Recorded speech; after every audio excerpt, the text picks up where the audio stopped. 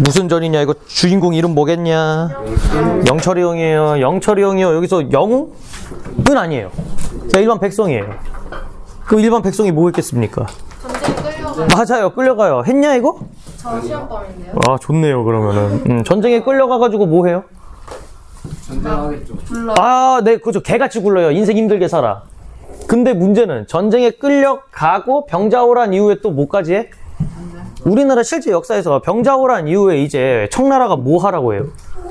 청나라가 이제 우리나라 아들 하나. 우리나라 그 써렌 치게 했잖아. 그래서 우리나라 써렌 쳤잖아요. 그 다음에 뭐 해? 이제 청나라가 야 명나라 칠 건데 니네 병사 좀 내놔봐. 그래서 병자호란 때 싸웠던 애들 그대로 가요 또. 그러니까 이 김영철은 제대했다가 다시 또 물려가요. 그러니까 두 번 계속해서 계속된 전쟁에 이제 고통을 겪는 백성들의 모습? 그런 거를 나타낸 겁니다. 근데 얘는 몇 개야? 보니까 지문이? 지금 한 개요. 2개 아닙니까? 예. 예, 2개죠. 그러면 어떻게 풀면 돼요? 나부터 봐야죠. 눈치 싹 봤다가 아 이거 나부터 봐야겠다 하고 나부터 보시는 게 맞아요. 네. 아 그래서 이거를 니네 읽게 시키고 싶은데요. 니네 읽게 하면 또 마이크에 소리가 안 들어가서 내가 졸라 읽어야 돼요. 마이크 있으세요? 축하드려요. 저 왜 저러냐 오늘? 뭐예요? 왜 저래? 뭔가 그러는데? 오늘 또 이게 사람 꼴을 하고 있지? 이빨 앞서고 있어서. 아 입술이 있잖아요 오늘은. 전에는 입술인지 코인지 구분이 안 갔단 말이에요. 식으로 안 하시네요. 원톤이어가지고. 근데 오늘은 구분이 감이 있잖아요 얼굴에. 좀 이따 화장해야 돼요. 오늘은 이제 그 토마스인데 도색한 토마스. 아씨. 봅시다. 영철전, 김영철 전에는요, 조선 백성 누구? 김영철의 전쟁 체험과 고향의 가족과 재회하기 위한 고달픈 인생 역정이 담겨 있다라고 합니다. 그래서 얘가, 이거, 뭐, 김태훈을 읽어봐서 안 따지만, 이제 탈옥 왕이에요. 계속 째죠. 근데 문제는 도망 다니면서 애를 낳아요. 진짜로. 여기 갔다가 결혼해서 낳고, 또 여기 가서 또 낳아. 그러고는 마지막에는 뭐 하는지 알아? 조선에 있는 아들, 딸과 아들하고 마누라하고 만나. 그러고 청나라에 놓고 온 그걸 그리워하고 명나라에 놓고 온 걔네를 또 그리워해. 난 도대체 이게 뭘 의미하는 건지 모르겠지만 뭐야 이게 감동을 느껴야 돼 여기서? 모르겠는데 뭐 어쨌든 고달팠대요 그렇게. 막 여기서 몇 년 살고 여기서 몇 년 살고 여기서 몇 년 살고 17세기 초 만주 일대에서 후금과 명, 조선은 군사적으로 충돌했다. 근데 이게 실제 있었던 일이죠.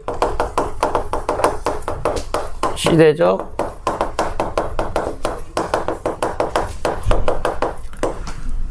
실제 역사를 기반으로 나온 문학이고 전쟁 체험은 뭐예요? 네? 전쟁 체험? 내가 전쟁을 체험해요. 그 다음에 이때 강옥립의 군대가 명나라 군대를 지원하기 위해 출정했다가 후금에 투항하는 심하 전투가 벌어졌는데 이 전쟁에 동원된 김영철은 후금의 포로가 된 후 명나라를 거쳐 조선으로 돌아오는 과정에서 13년이 넘는 세월을 보낸다. 즉 얘는 어디? 후금, 그러니까 이게 청이죠. 후금과 명나라의 생활을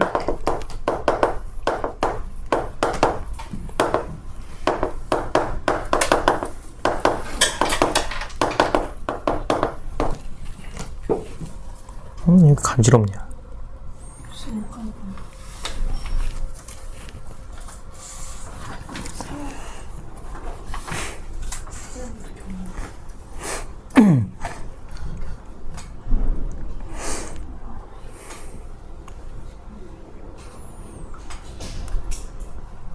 됐나요?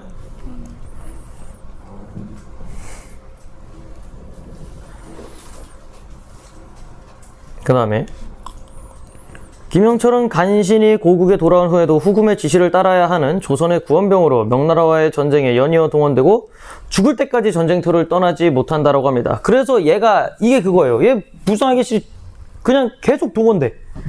그래서 당시 조선 백성들이 전쟁에 계속해서 동원되고 그다음에 노역도 하고 힘들었던 거죠. 조선 후기 때.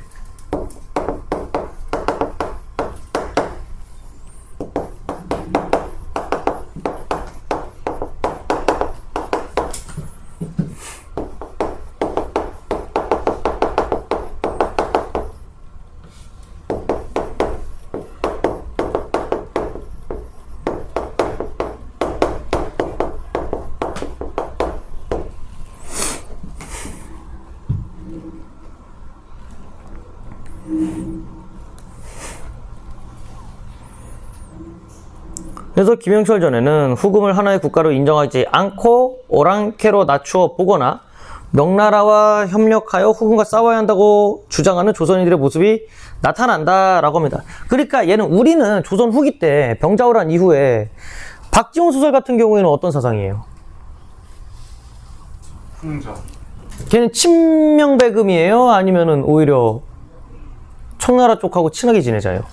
박지원. 친하게 지내. 네, 걔는 실학사상이잖아요. 얘는 그 정반대예요. 얘는 오히려 청나라 꺼지고 당장 쳐부셔야 된다. 명나라랑 친하게 지내다. 사상이 아예 달라. 그래서 얘는 오랑캐로 낮추어 본다.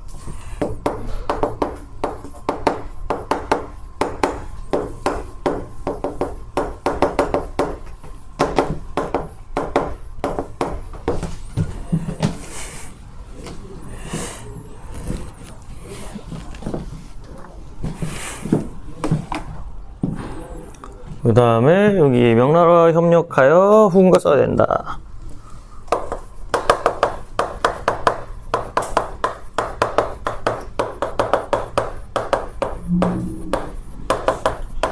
이게 뭔 소리냐? 청나라가 강제 징집했잖아요, 우리를. 명나라랑 싸우려고. 그래서 우리는 명나라랑 오히려 내통해가지고 싸우는 척만 해요, 이 소설에서.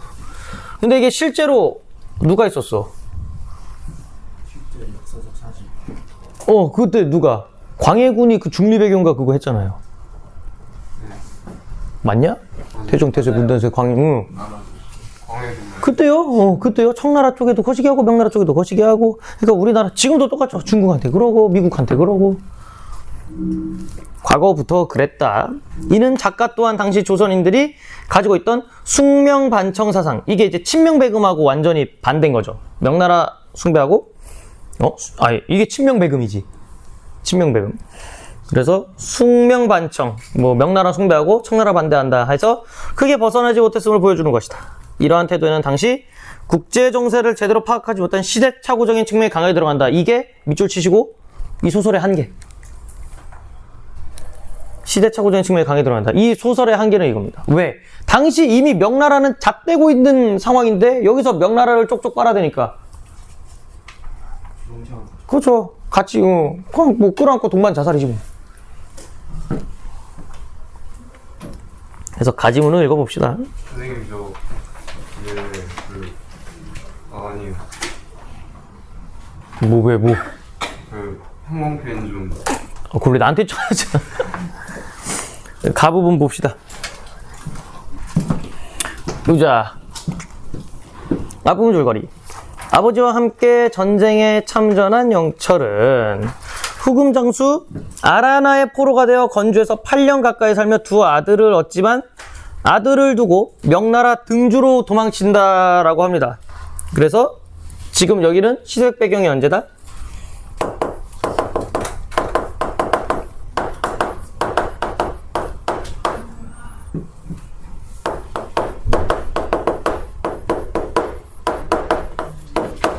명청교체기 청나라와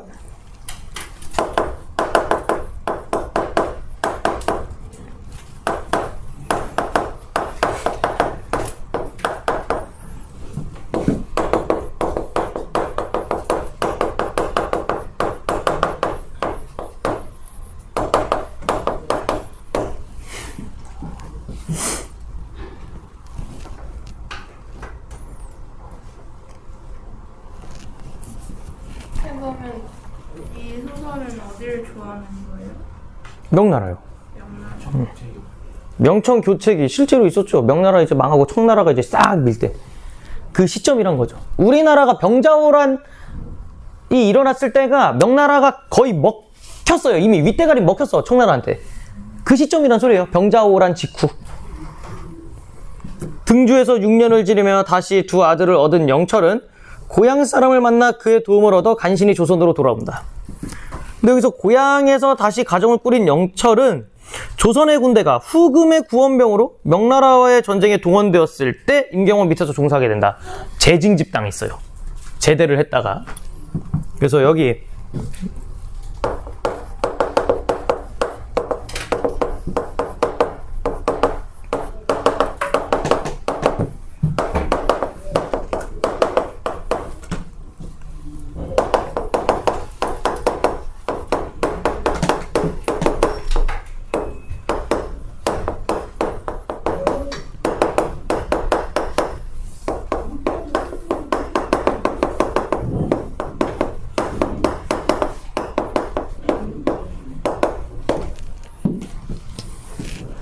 겐지러.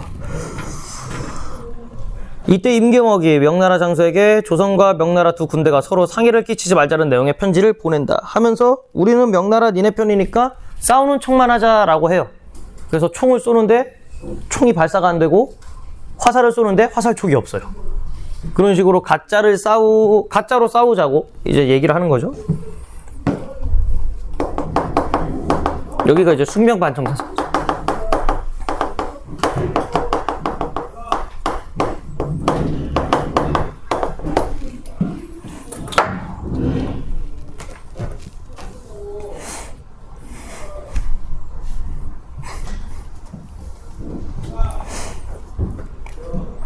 그래서 명나라 장수가 편지를 읽고 몹시 기뻐하며 영철에게 은 30년과 배에 20피를 선물로 내리고 답장을 써주었다.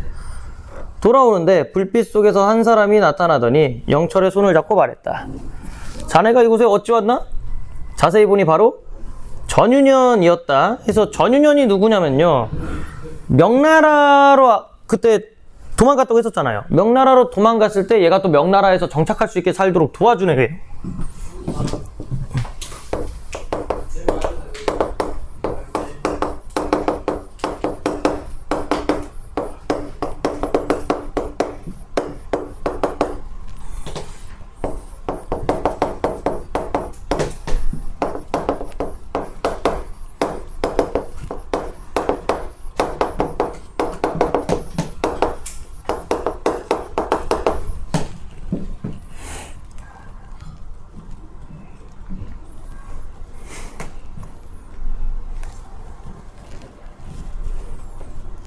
그래서 영철은 경황 없는 중에 놀랍기도 하고 기쁘기도 하여 대뜸 처자식 소식부터 묻고는 선물로 받은 배 20피를 전윤현에게 주며 말했다. 가지고 와서 아내와 자식에게 전해줘요. 돌아와 배를 대니 날이 밝아왔다. 영철은 임경업인데 근데 이 사람 무슨 인물? 임경업 전도 있을 만큼 유명한데? 이게 실존 인물이에요. 실존 인물 왜 쓰냐? 사실상 예, 그렇죠. 사실상.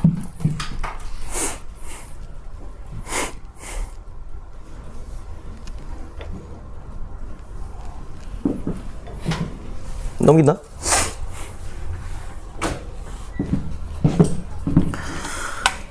자, 그래서 임경업에게 편지를 전해 주었는데 임경업이 미처 편지를 뜯어보기도 전에 오랑캐 두 사람이 말을 달려왔다. 그러니까 청나라 군대죠. 근데 지금 얘네는 누구 지원하러 온 거야? 청나라를 지원하러 왔는데도 불구하고 청나라 군대가 얘네를 매우 하대해요. 그래서 일단은 오랑캐 두 사람. 근데 애초에 우리도 지금 뭐라고 얘기하고 있어? 오랑캐라고 얘기를 하고 있죠. 그래서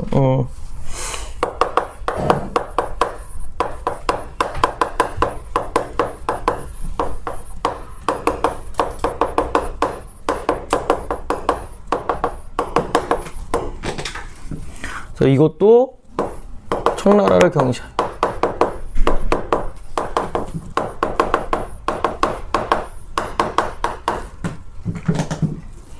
경시하는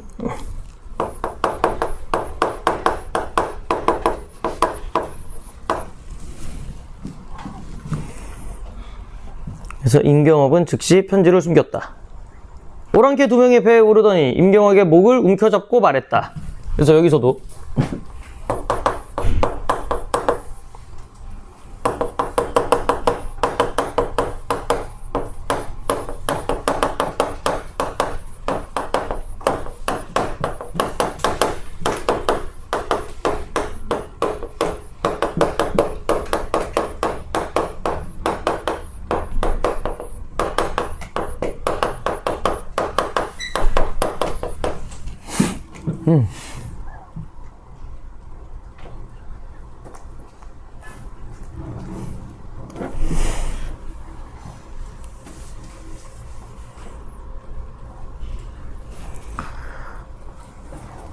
너희 쪽 작은 배가 적진에서 오는 것을 봤다.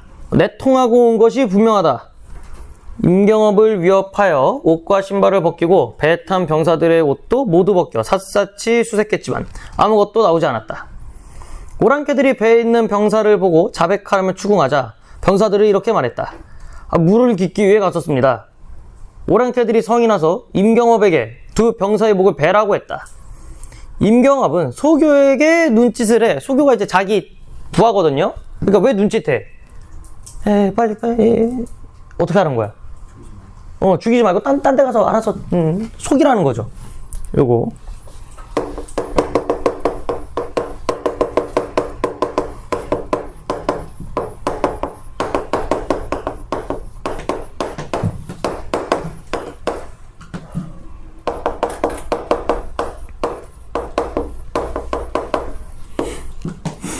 눈짓을 해 다른 섬에 가서 목을 베게 했다.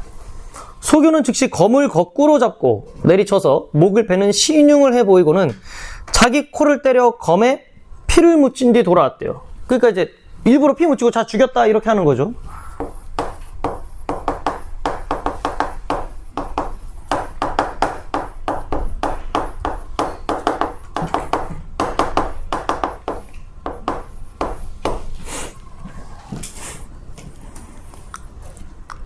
그렇게 해서 피를 묻힌 뒤 돌아와 오랑캐에게 보여주었다. 오랑캐는 그제야 돌아갔다. 이날 임경업은 명나라 군대와 전투를 벌였다. 명나라 군대가 앞으로 밀고 나와 우리 군대를 포위하자 우리 군대는 총알 없는 총을 쏘고 명나라 군대는 화살촉이 빠진 화살을 쏘아댔다. 왜? 아까 뭐 했어요? 편지로 내통해놨죠. 미리 싸우는 척만 하자고. 그래서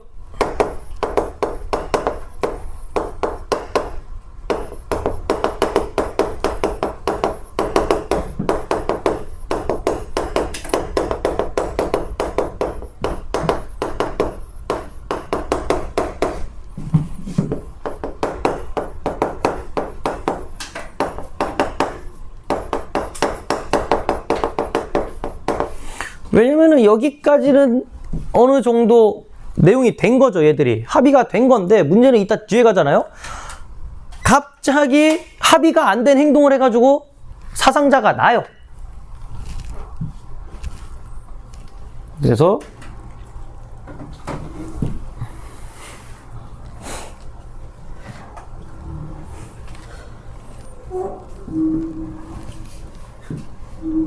이게 뭐야?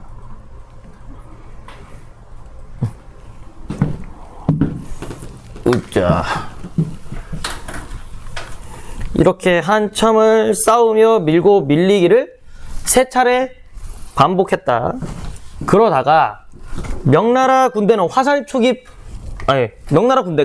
쇠갈고리를 우리 배에 걸고 육박해오자 우리 군사들 중에 이것이 미리 약속된 행동임을 모르던 이들이 사태가 위급함을 보고 실탄을 장전해 총을 쏘기 시작했다. 그러니까 나중에는 결국에는 약속 이행이 안 됐죠.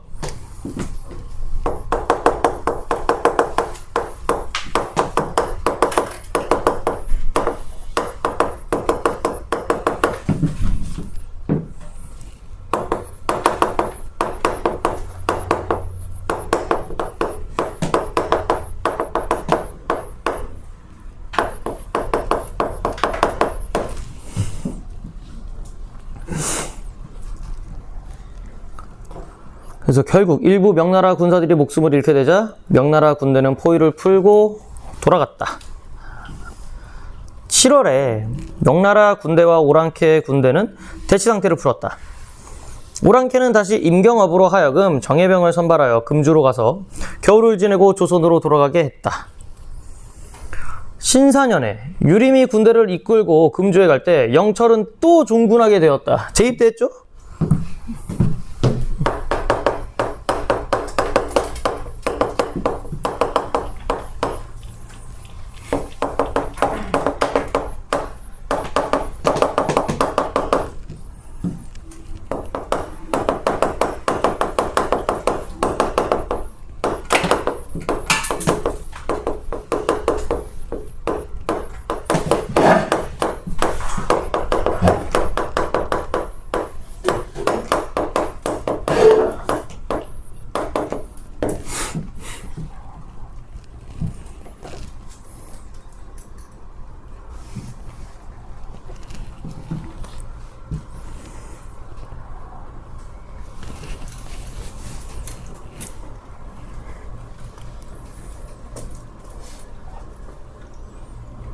다음에 오랑캐 측에서는 아라나를 진중에 보내 군사 업무를 의논하게 했다. 근데 문제는 이 아라나가 아까 맨 처음에 누구예요? 후금 장수인데 김영철이 후금의 포로로 잡혔을 때 이 아라나가 구해줬어요. 근데 구해놨더니 영철이가 어떻게 했어? 도망갔잖아. 근데 다시 또 만나게 된 거예요. 그래서 아라나가 봤을 때 이 새끼는 뭐야? 쌍놈의 새끼지. 은혜도 모르고 도망간 새끼. 그래서 요거 아라나 누군지만 간단하게 씁시다.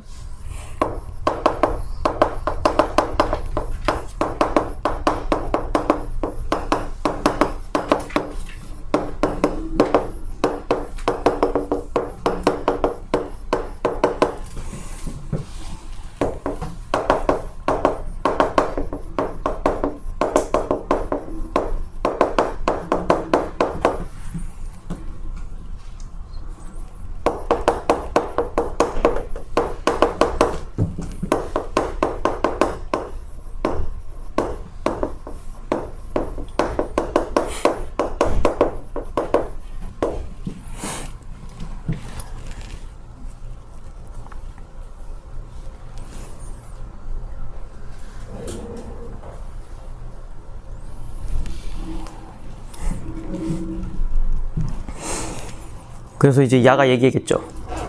나는 너에게 3가지 큰 은혜를 베풀었다. 네가 참수형을 받아야 할 처지였을 때 죽음을 모면하게 한 것이 그 하나다.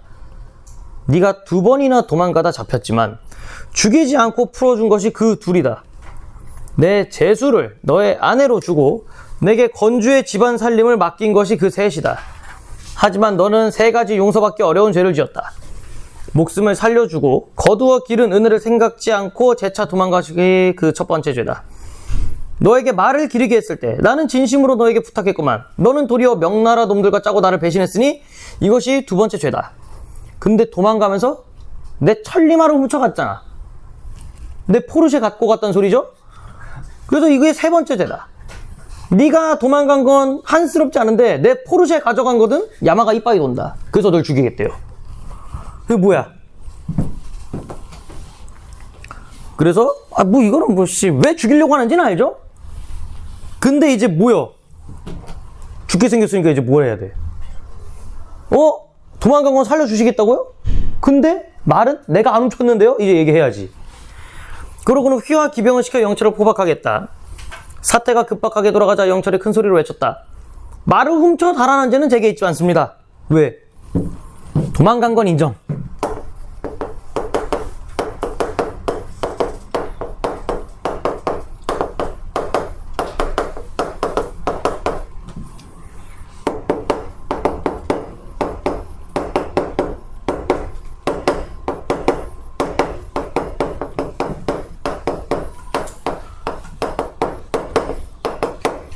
왜냐면 이거 인정했다가 죽죠?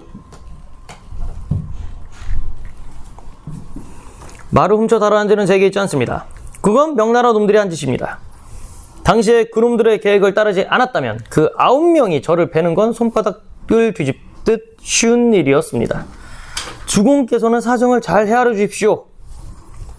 아라나는 영철의 말을 듣지 않았다. 유림이 아라나를 달래며 말했다. 이 영철이 죄를 짓긴 했는데 공께서 예전에 살려주셨으면서 지금 죽인다면 끝까지 덕을 베풀지 못하게 되고 마는 것입니다. 그래서 설득하는 거죠. 너 왜 처음에 살려줘 놓고 지금 와서 죽이면은 뭐 덕 베푼 거 이거는 아무것도 아니지 않냐? 그죠? 제가 영철의 죄에 대한 대가를 후히 치르고자 하니 은덕을 온전히 하시기 바랍니다. 그러고는 간은 입담배 200근을 죗값으로 치렀다. 이때 득보기가 누구냐? 얘 아들이에요. 어디서? 청나라에 있을 때 얻은 아들. 후금 청나라죠.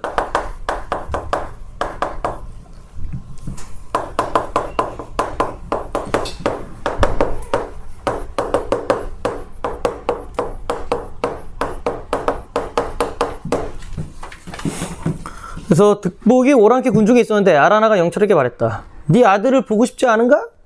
즉시 득복을 불러오겠다. 부자가 마주보고 눈물을 흘리니 진중에서 이 광경을 본 모든 이들이 슬퍼하며 한숨을 내쉬었다. 이로부터 득북은 매일 술과 밥, 반찬과 과일을 차려와 영철을 대접했다. 영철은 귀한 과일은 유림에게 먼저 올리고 물러나와 여러 사람들과 함께 음식을 먹었다. 이때 오랑캐가 금주를 포위했다.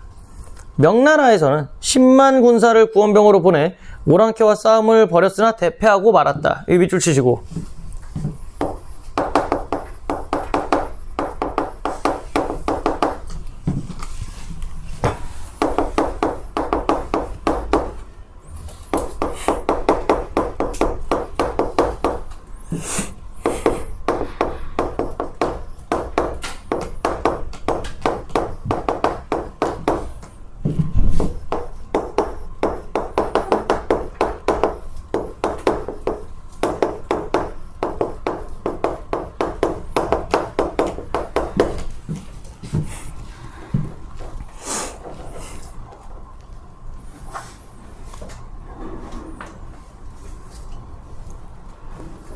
그래서 유림이는 영철을 홍타이제에게 보내 축하 인사를 하게 했다. 그래서 얘가 이제 중략되고 전쟁 끝나고 다시 조선으로 와요. 그래서 영철은 의상, 득상, 득발, 기발 얘네 이름이 다 있다고인데 얘는 조선에서 얻은 아들들이에요.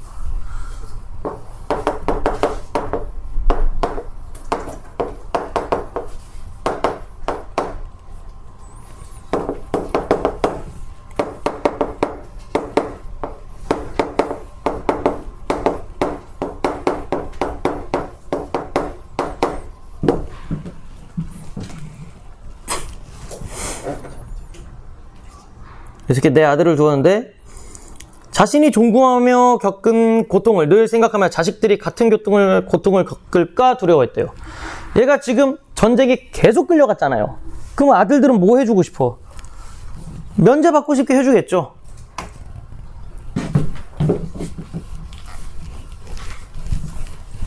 보자. 여기 자신이 종군하며 겪은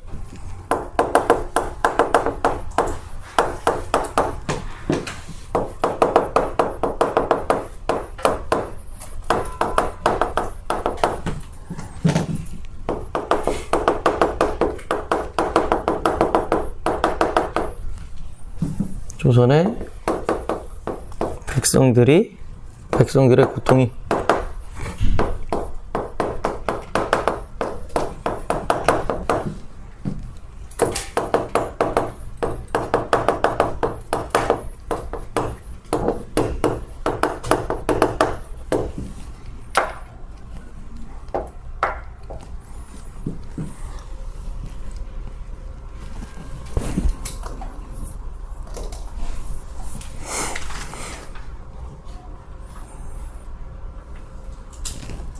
됐죠?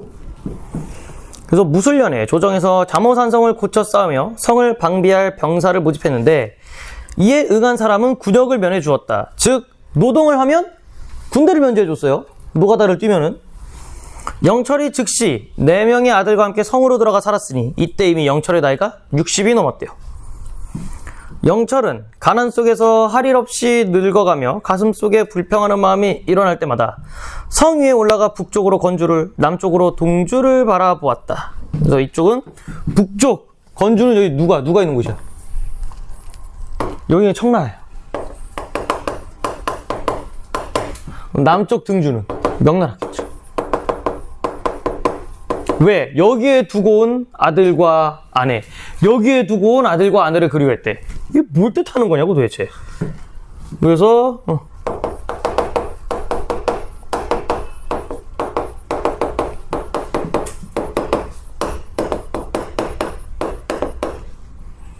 두고 온